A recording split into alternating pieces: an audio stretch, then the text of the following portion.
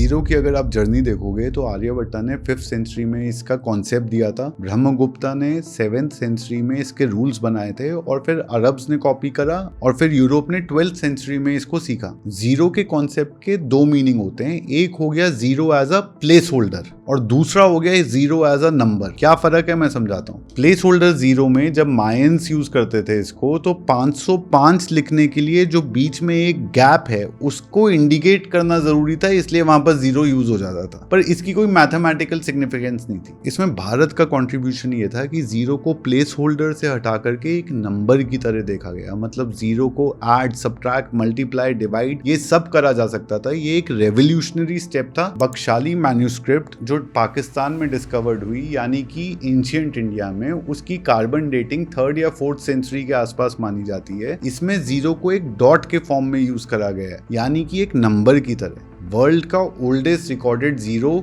ये नंबर है। 628 में ब्रह्मगुप्त ने इस जीरो के मैथमेटिकल रूल्स डिफाइन कर दिए सिस्टमैटिकली। रूल जो ब्रह्मगुप्त ने दिया उसमें zero plus any number is equal to that number, zero into any number is zero, any number divided by zero is undefined, यानी कि इंफिनिटी का कॉन्सेप्ट यहां से निकल के आया। ये रूल्स आज भी एग्जैक्टली सेम तरीके से यूज होते हैं। प्लेस वैल्यू सिस्टम्स को एनेबल किया, decimal system, units, tens, hundreds. अब इसको अगर फिलॉसफी के रूप में देखें तो हिंदू और बुद्धिस्ट फिलॉसफी में शून्य एक प्रोफाउंड कॉन्सेप्ट है। शून्य मतलब वॉइड, एम्प्टीनेस। मेडिटेशन में एम्प्टीनेस अचीव करना माया या इल्यूजन के बियॉन्ड जाना माना जाता है। ये एक इंटेलेक्चुअल ट्रेडिशन था। संस्कृत में जो शून्य वर्ड है उसका मतलब एम्प्टीनेस है, पर उसका एक और मतलब है पोटेंशियलिटी, यानी कि क्या हो सकता है। ये paradoxical thinking, nothing is not negative, nothing is foundation of everything. Hindu scriptures में जब हम अद्वैत की बात करते हैं यानी कि वो दो नहीं है, लेकिन ये भी नहीं कहा जाता कि